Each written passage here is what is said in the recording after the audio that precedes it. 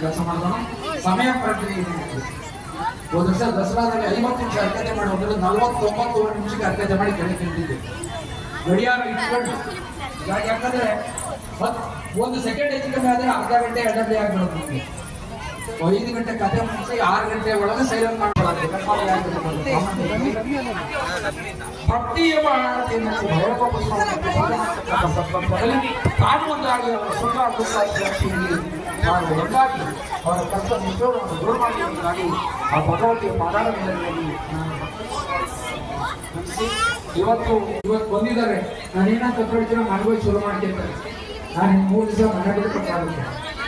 ಮುಗಿಸಿರಲ್ಲ ಜೊತೆಯಲ್ಲಿ ನನ್ನ ಮಕ್ಕಳು ಅವರು ಡಾಕ್ಟರ್ ಇಂಜಿನಿಯರ್ ಅವರು ಸಹ ನಾನು ಅನುಸರಿಸಿ ನನ್ನ ಜೊತೆಗೂಡಿ ನಾನು ಅನಂತ ಧನ್ಯವಾದಗಳನ್ನ ಸಮರ್ಪಣೆ ಮಾಡಿ ಇಲ್ಲಿ ಒಂದು ವಿನಂತಿಯನ್ನ